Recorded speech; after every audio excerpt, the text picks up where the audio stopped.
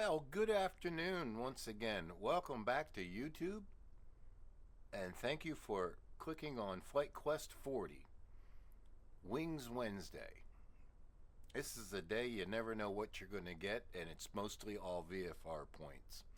Today we're going to do a maneuver in the air at least 3,000 feet AGL, something called Dutch rolls. Well, I'm going to go ahead and start the airplane, do a little talking prior to takeoff. This is a maneuver that is commonly taught or sometimes uncommonly taught. Sometimes taught correctly, sometimes taught incorrectly. But it is a multifaceted type maneuver. And what this maneuver is all about for our X-Plane or Microsoft Flight Simulator pilots or real pilots in here, I'm not saying I'm 100 totally percent correct on everything. It all depends on the type of airplane that you're in, depends on your level of flight experience. But we're going to do a maneuver that can absolutely destroy you. But we're not going to let that happen. The only thing we're thinking about is don't stall and control the yaw. So welcome to Flight Quest 40. Let's get her started. We'll climb up and give a briefing on what we're going to do.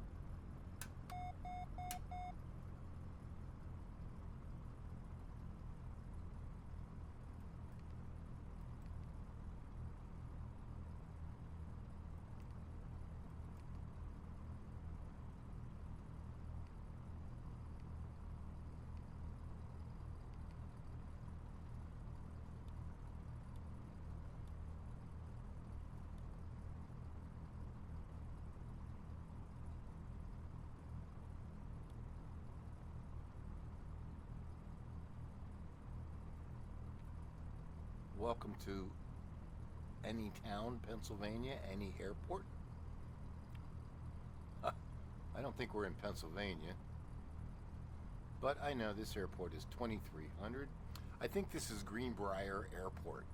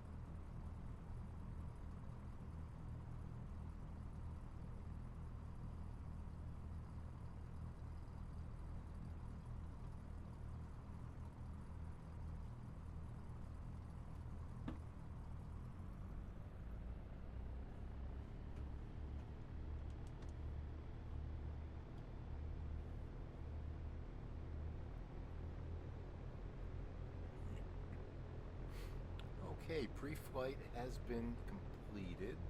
Interior checks completed.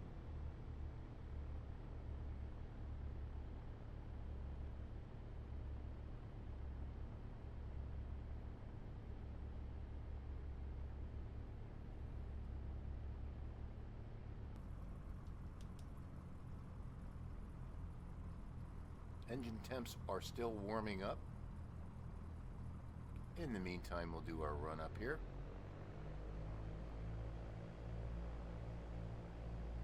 1700 RPM, prop, check. Once again, we find ourselves in the Laminar Skyhawk XPII 210 horsepower, constant speed propeller, 172.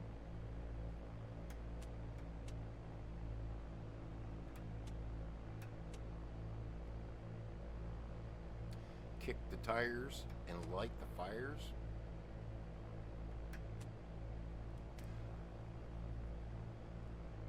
I would suggest, if you were to do this maneuver for real and you're bringing a passenger, advise them not to eat a meal prior to this flight. If they're uncomfortable with the rolling motions of an airplane, you'll definitely help them along with the exiting of their meal.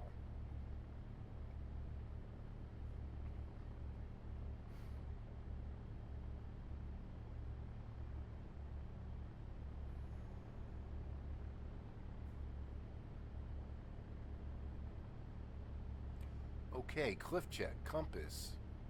It's in between E and 120. So that's 100. About 105, and we have 105 there. Circuit breakers are all in and check. Communications, we are on COM 1 tower frequency. We are communicating our transponder with altitude. There is no clutter on the floor, looking good, and cow flaps are open. Compass lights. Let's go ahead. Lights are all on. Doors are latched. Windows are latched. Seat belts are latched.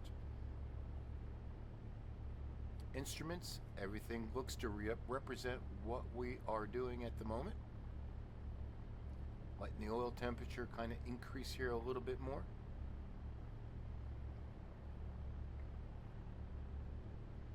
Letter F. I like to use that for fuel. Yeah.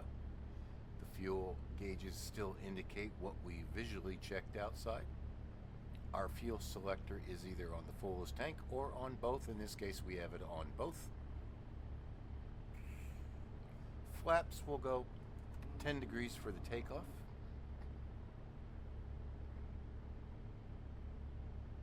Gas. Another check. Fuel tank's good. Fuel selectors on both. Fuel shutoff is all the way in. Flaps are at 10 degrees. Oh, I'm sorry, we're on our gumps check. Gas. Undercarriage is down and fixed. Mixtures are forward and props are forward.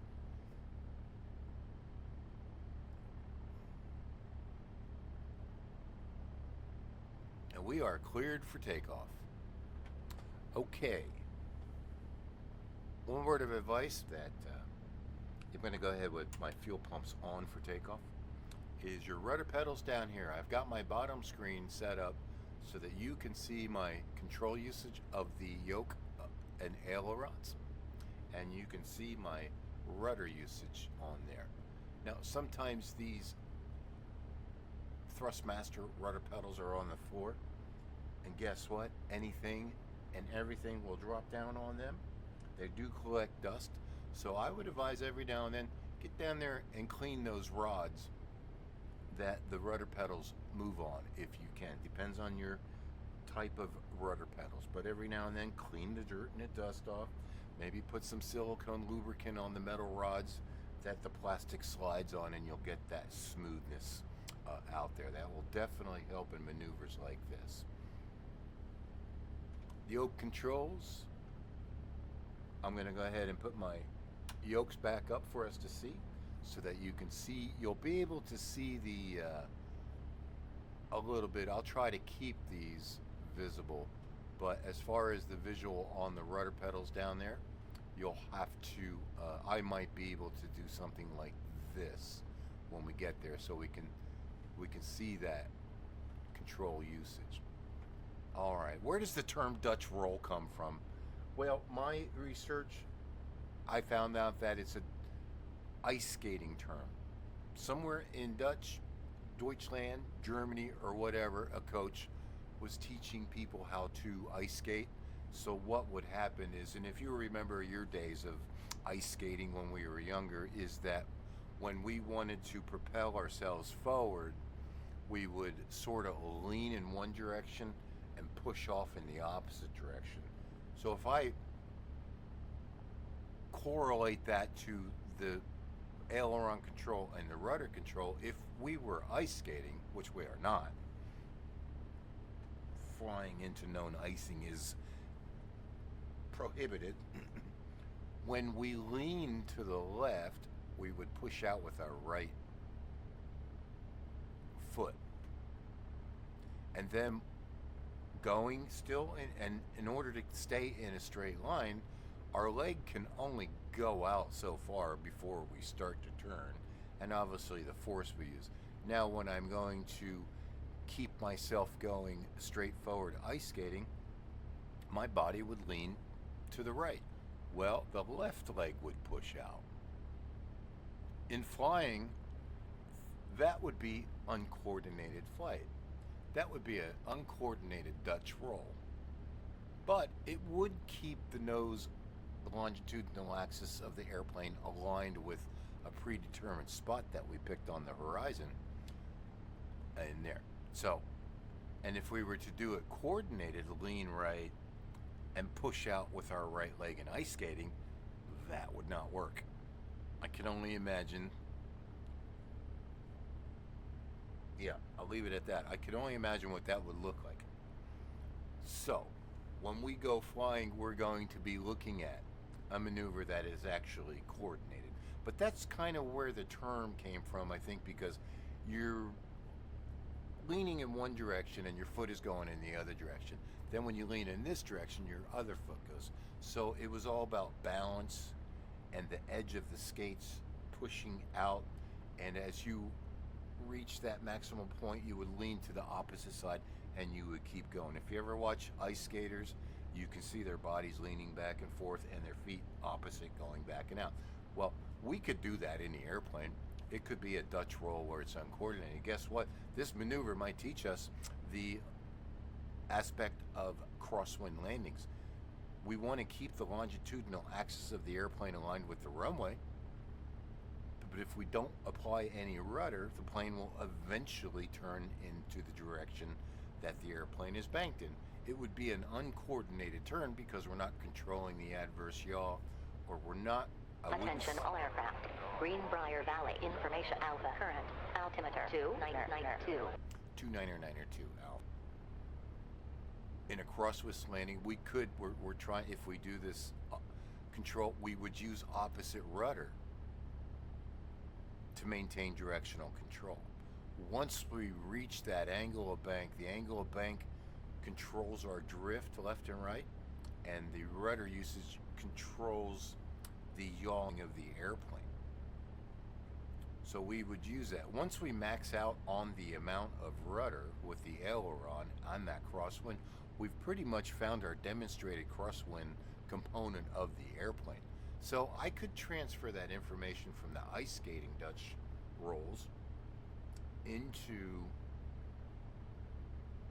a crosswind landing, because we are using opposite. I don't like to call it uncoordinated because we're mostly coordinated people.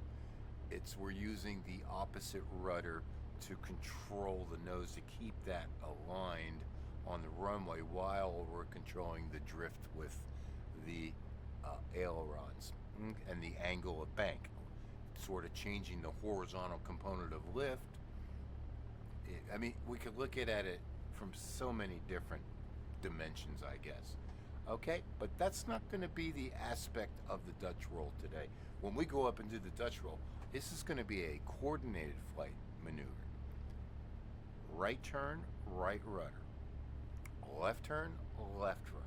Although there might be points in the maneuver where we have a little more, it might become slightly uncoordinated, but you got to remember we got the factors, we have the force factors working on us, you know, because we're going to be trying to maintain altitude as best we can, but we do have torque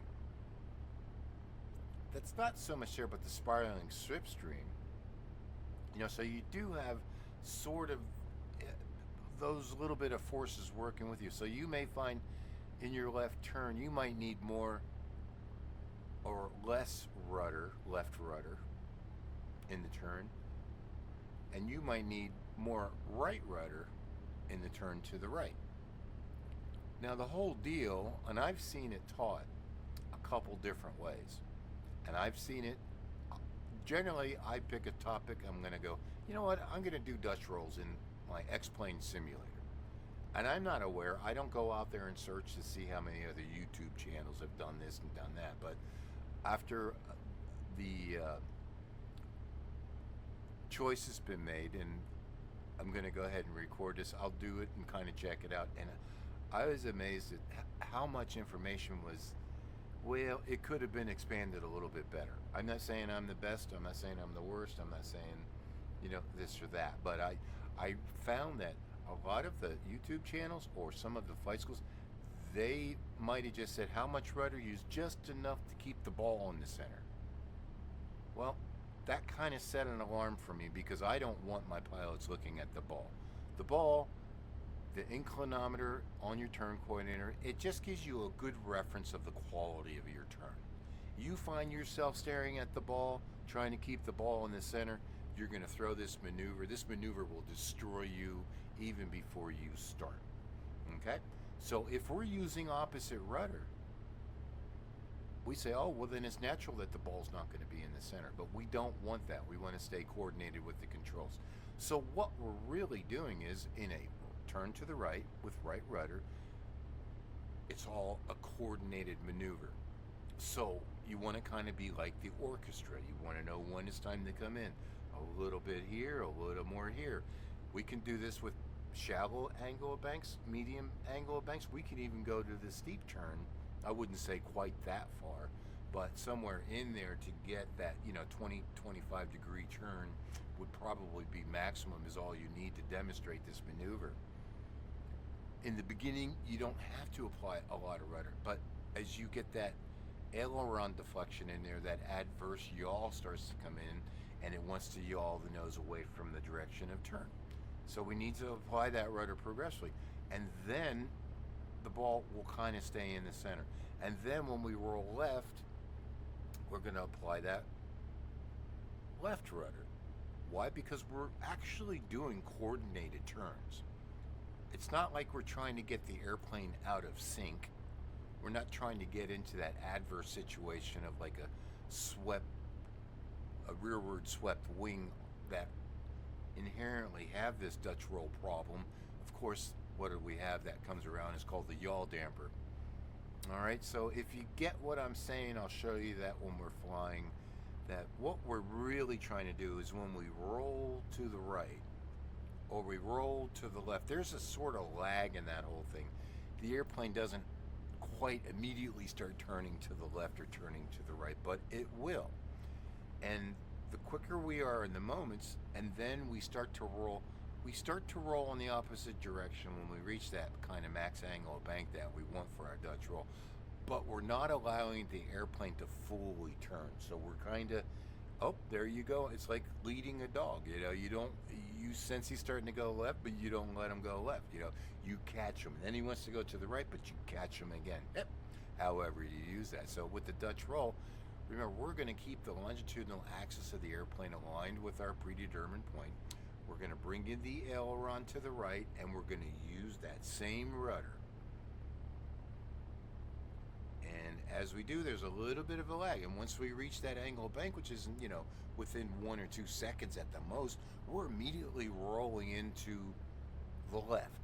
The angle of bank is the easy part of it. This whole maneuver is about these things down here. Yeah, these things, your feet, they're used more than just dancing. We got 2 of them. We got 2 rudder pedals. So we're going to be on top of those rudder pedals, changing with our controls. So less control, less rudder. More control, more aileron, more adverse yaw.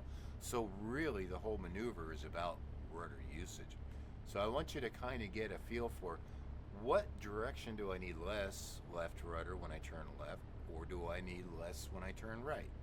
And once you get that, one thing you're going to be missing when you're flying your simulator is that seat of the pants feeling.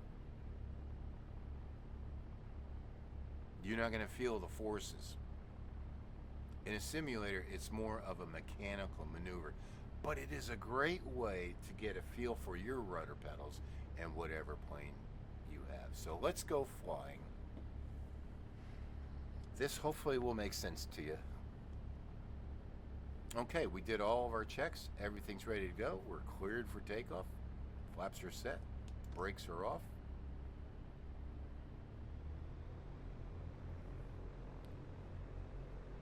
I'm kind of skewed over on my airplane a little bit. I probably should be more like this, because then I would get the different, because you're going to have a different view to each side. Oh, it looks like, let's taxi down a bit.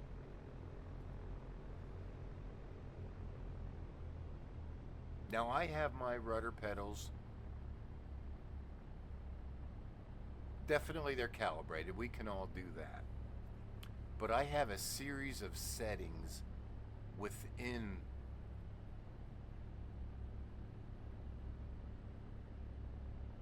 my normal calibration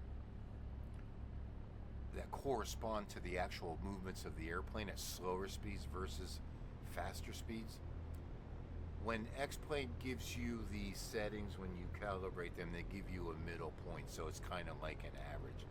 I know there are some thoughts that some people say their brakes are too jerky, their rudder pedal usage, when they put a little bit in, the plane just shoots off to the left or to the right in there, and they tap the brake and you got too much braking. I do have an upcoming video on how to calibrate your rudders and your braking, doing a Catman bowl type setting, smoothing out the graphics. It's a bit complicated, but it's not easy. I'll give you my settings. And that's upcoming for Wings Wednesday. I just haven't gotten to it yet. Okay, let's see. Here we go.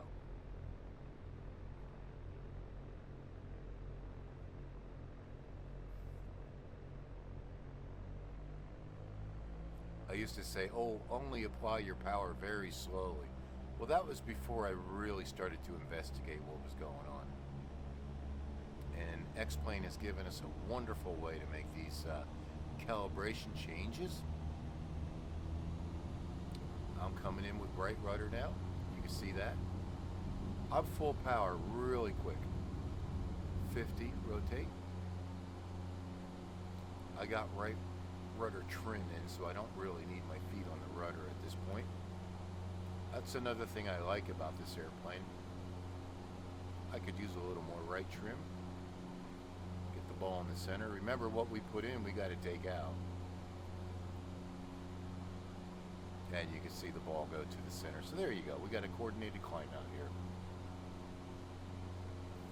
We're at 2300. Let's go to 5300 for our maneuver.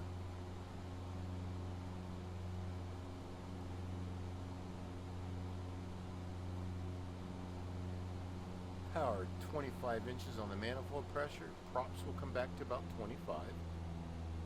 Square the numbers. About 75 climb out. Let's go flaps up, clean the airplane up, allow the airplane to accelerate to a climb out of about 85 or 90. You can see as we reduce the angle of attack, the ball kind of goes over to the left. That's because I got a little excessive rudder in there right now with the rudder trim. And I'm going to trim out for 90. Somewhere in there, between 85 and 90. Okay, we'll do a left turn out.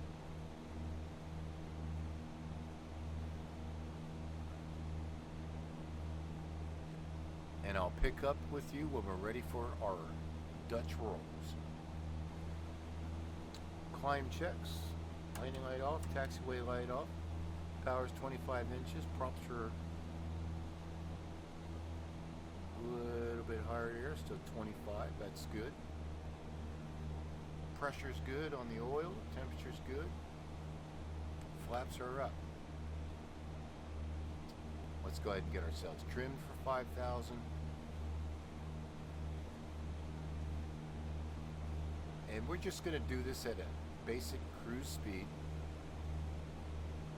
I'm going to bring my manifold pressure down to about, I'd say 21, 22 inches. Props come back. Trimming for the new airspeed.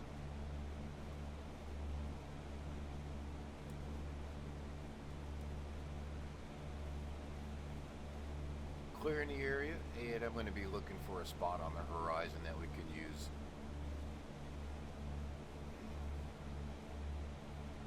So cruise checks, let's go ahead and lean our fuel out a bit.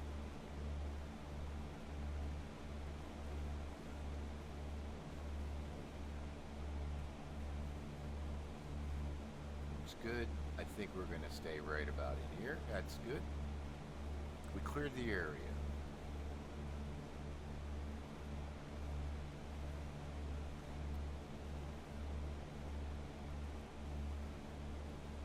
I'm going to go ahead and close my cowl flaps. Now we're going to get the airplane set up. We want to be trimmed out for the airspeed. Let's take out any excessive right rudder. Let's go back to zero, approximately zero trim to get us in there. As we can see, both fuel selector valves still on both. Trims taken out. Cowl flaps are closed. Mixture set. Props are set. Flaps are up. If you wanted to, you could put your lights on at this point in there. But we sort of have flight follow. All right, here's the Dutch roll. One thing we're trying to do is to stop the airplane. So the first thing we're going to do, I'm going to pick up a heading of west. And I'm going to use my pointer to pick out some sort of view out to in front of the airplane. And I'm just going to put the horizon right about there. I can look at the picture of the horizon here and see what we got, and that's, everybody's view is going to differ. We're at approximately 500 feet, 1,000 feet, and we are heading west. Now I don't want to be staring at this heading indicator, and I don't want to be staring at this. I want to kind of keep that picture in there. What we're going to do is we're going to do a Dutch roll to the left, and then we're going to do a Dutch roll to the right. Well, we're not going to use the rudders. Okay? Let me keep my feet off the rudders. And there we go, left. Turn, and now notice how the nose went right there? Just some shallow turns, just to get a feel for the motion. Glance down at your instruments every now and then. See the ball, even though we're turning, I'm not holding my angle of bank when I get down to the bottom. So we're trying to do that. But what's causing the airplane to go off heading a little bit is adverse yaw. Okay, let's roll back out on the heading of west. Altitude looks good. I'm going to glance down at your vertical speed indicator every now and then, so just adjust your back pressure or forward pressure or release back pressure depending on what the vertical speed indicator is. So that's how you want to get it. So let's see what we did there. Let's do one more. There's about 20 degrees bank, and I'm keeping my eyes out there on the horizon, just keeping the nose kind of coming back to our predetermined spot. See, it went off because I'm not using any rudder right now. So there it is. I'm going to roll back out on my specified point, and that there puts me right about on the heading of west. Okay, now we're going to go ahead and apply the rudder.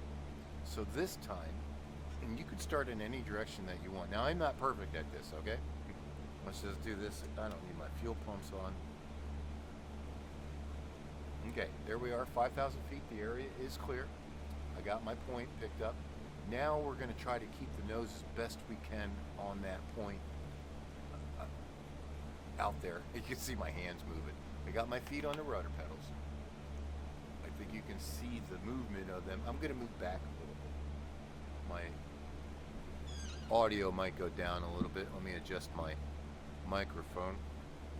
My headset went bad, so I have to revert to a condenser mic that I use out of my music studio for singing and guitar playing, and then I have a secondary rocket microphone there. So here we are approximately on a heading west. You're not going to get perfection in the first hour, but I would say sometimes when you go out and fly your X-plane, whatever plane is your favorite, a great way to kind of get familiar with it and being able to use your rudders and so forth in crosswind situations or your basic coordinated turns is through the Dutch roll. So we look left, we're going to go left, and I'm going to put left rudder. Remember, it's a good motion maneuver, and then we're going to, and you think, well, if I'm going to go coordinated, the nose is going to swing with the turn.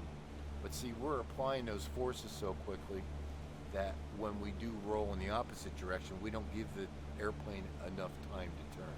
So there I have that little mountain ridge up there on my horizon picked there. I got my airplane set up, so I'm going to go ahead and just move my view up. Let me bring this up a little bit. I can see the cowling of the airplane, and we can still see the controls. So we got that picture. There's my rudders down there. I think we can do that. Okay, here we go. We're on a heading west. So I'm going to show you. Take my feet off the rudder pedals. We're straight and level. And let's go left. I'm probably going to go to about 20 degrees, and then we'll go right to the right.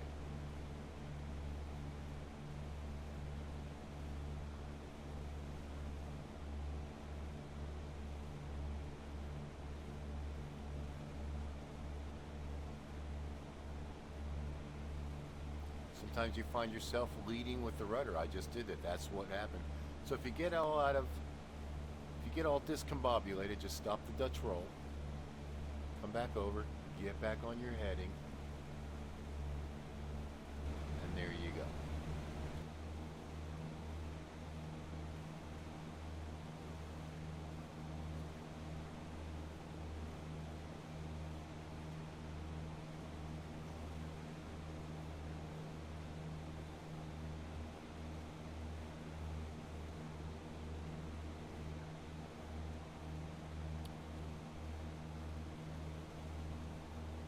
I'm just hitting about 40, 45 degrees angle bank.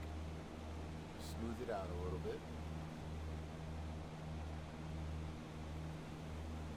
And we have our reference spots up there. Okay, let's do an outside view.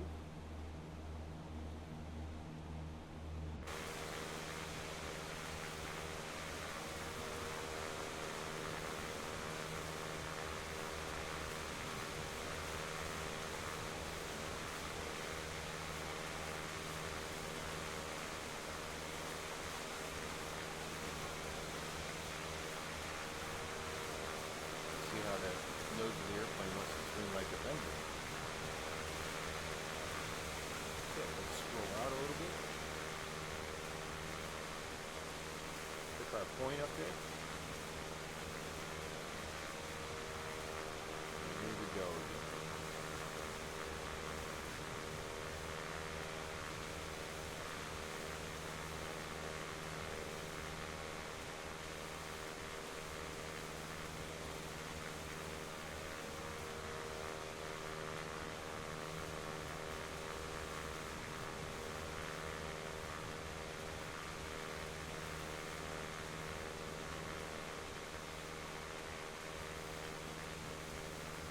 And we'll start it to the right.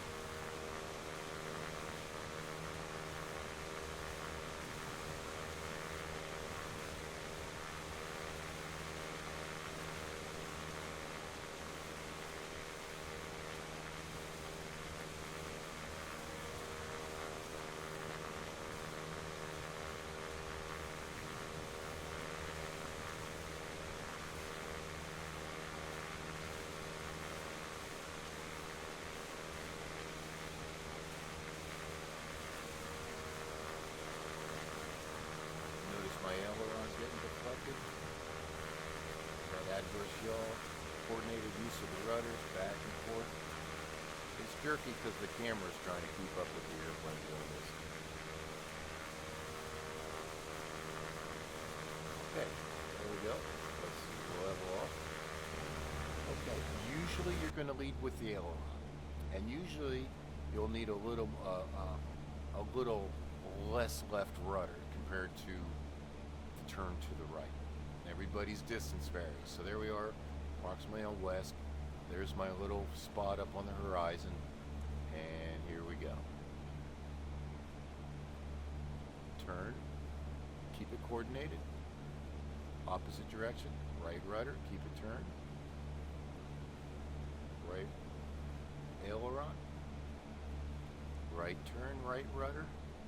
See, the ball's not going to stay perfectly in the center, but this is a coordinated maneuver, and when done smoothly, it's very rewarding.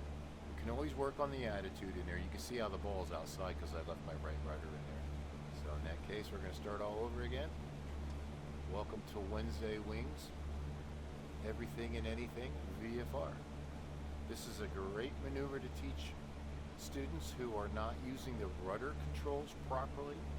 Gives them a great understanding of adverse yaw, and also we can practice crosswind landings using this Dutch roll technique, but that would be more of the uncoordinated flight maneuver. So let's do it again. I'm at 5,100 feet, approximately on a heading of west. Right aileron, right rudder, left aileron, pressing on the left rudder. And if you use your fingertips, you will have better control. I tend to pull back. That's why my altitude went up. See, I'm not perfect. I want to be perfect. Actually, I don't want to be perfect. I just want to be more precise. But let's try it again. 5,100 feet. Clear your mind. Be the ball. Danny, be the ball. Well, how can I be the ball if you're talking? Just, okay. Here we go. Left aileron, and I'm going to follow that with left rudder. Then I'm going to go right aileron, and I'm going to follow that with right rudder. But remember, we got to come out of left rudder to get to the right rudder, so it's going to be a little bit of a catch-up in between. Not the kind you put on hamburgers and hot dogs. Kind of like I have to catch up to the usage. So, and sometimes the slower you go, the harder it is. You're not going to hang into that angle of bank too. The quicker we go, we can get this thing synchronized. So it takes a good hour of practice just to kind of come up.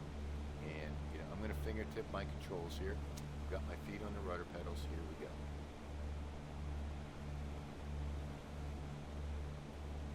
Left aileron, following that up with rudder.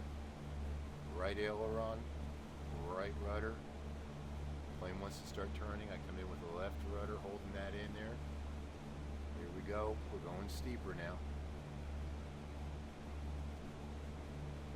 Oops. See that nose wants to kind of come down? All right, it's getting there. Okay, let me look at my picture. Oops. That's the simulator. It's not a real airplane. We can get the same motions, no? So the steeper angle of bank that we start to use, it'll take a little bit more work to get your feet and get your aileron usage to control. So it's a smooth application. Left aileron, left rudder, plane wants to start turning.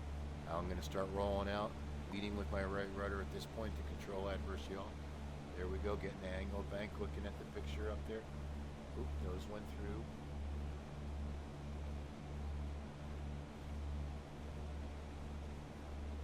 Now you could, if you stop your angle of bank, you're going to have to use some opposite rudder to keep the nose on. Then you would go coordinated. That is actually an aerobatic technique to get used to an airplane, especially if you're going to go on knife edges. Okay, there we're 5,000 feet. You see, I have opposite rudder in, but let's go back to the coordinated turn on the Dutch roll. One more, and then you're on your own. And if you can see my feet down here, I'm looking pretty much outside of the airplane. I didn't even really look at the turn coordinator. I didn't look at my heading indicator. And no matter how kind of sloppy it might seem, when we say, okay, I'm going to do a series of 3, one to the left, one to the right, one to the left, one to the right, one to the left, and one to the right. And when I come back, then let's see what altitude we're at. Let's see what our heading is, and let's see where the ball ended up. But I'm not watching the ball to keep the airplane coordinated. It's just the ball's going to go a little bit to the left and a little bit to the right, but it's not slamming off the left or right side of the incline. What is that? Inclinometer? Inclinator? Whatever. Okay, to the left. Left turn. Not quite as much rudder here. Right turn. Coming in with that rudder a little bit quicker. Left turn. Letting the airplane swing around. Right turn. I'm looking at about 30 degrees angle bank out there or more. And once you get pretty coordinated with these things, you can really, you see the airplane wants to turn, but it's not, we're not letting it go too far ahead.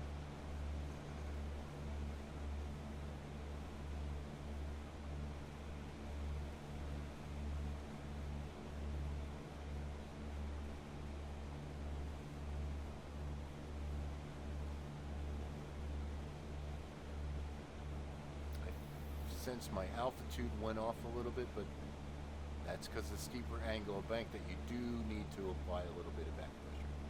Well, let's roll out and come down and see where we're at. Okay, my heading is good. My ball's in the center, but I lost about 200 feet of altitude, and that's because I forgot about that because when you go into a steeper angle of bank a little bit, when you get to that steep point, kind of like a steep turn. Apply a little bit of back pressure, but remember what you put in, you got to take out. Let's do one more, 4,800 feet. I'm on a heading of west still. And we're going to go steep, and I'm going to keep the back pressure where I need it. You could even add a little bit of forward trim, nose up trim. It might be easier to push the pressure in when you come to the center of the turn. Okay, here we go, going left.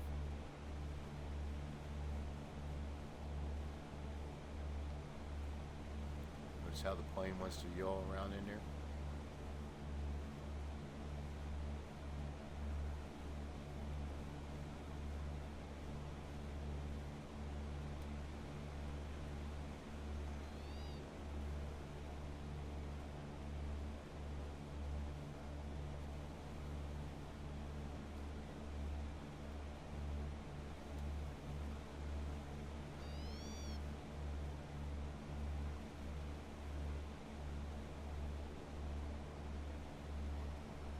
And if I evaluate, yeah, since I'm going to go steeper, probably I could apply a little bit more prop RPM and a little bit of power. But we're still about 4,800 feet there.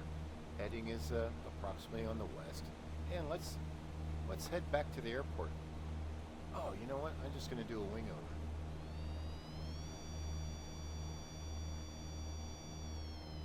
End up on a heading of east. I think.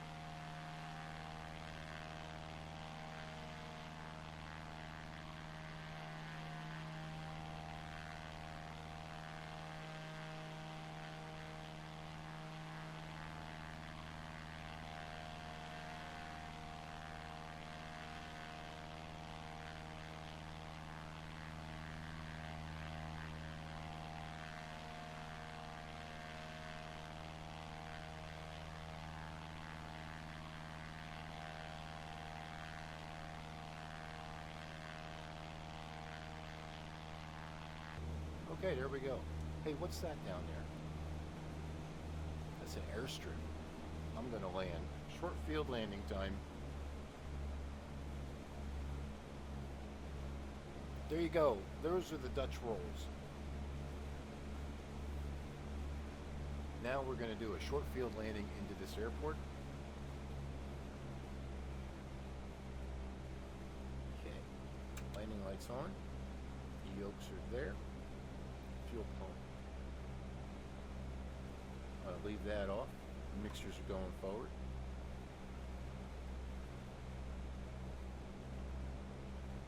Did we do short field landings last time? Oh no, we did short field takeoffs.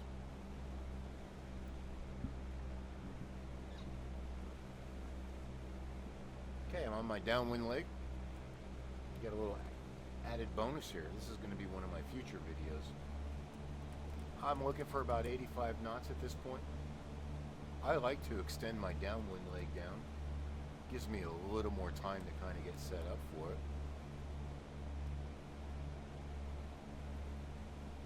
That's a nice grass strip.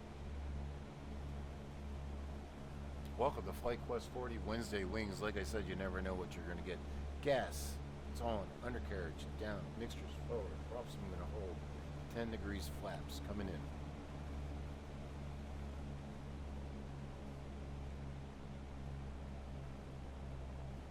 Looks like it's a westerly headed airport. Extending my downwind just a bit. Let's come in with more power.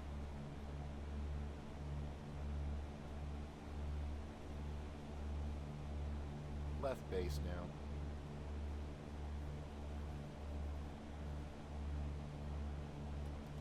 Try not to lose too much altitude. I like to have a bit of a steeper descent there. There's north. There's the field. 20 degrees. Gas down. Mixtures forward. Props forward. Flaps now at 20 degrees. And we're looking good. I'm going 30 degrees. There's our 50-foot obstruction. That's that tree. Get me stabilized at around 55. Wait for the obstruction clearance. Trying to fly as slow as we can. 1.3 times the stalling speed. I think our obstruction is cleared now. Down we go.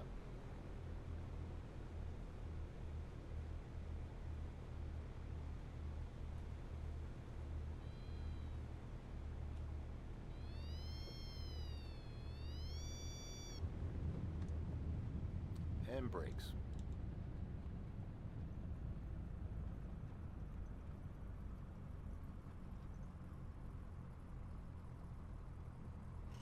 Well, once again, thank you for watching Flight Quest 40. I may not have been perfect on that, but that's just an introduction to the maneuver. I'm going to go back up and practice that a little bit more. I hope you liked that short field landing. Kind of just threw that one in there. It wasn't quite as precise, but we did get over the 50-foot obstruction. We came in around 50 knots, and our ground roll probably looked about 400, 500 feet at this little small field. So once again, thanks for flying with Flight Quest. We'll see you on the next one.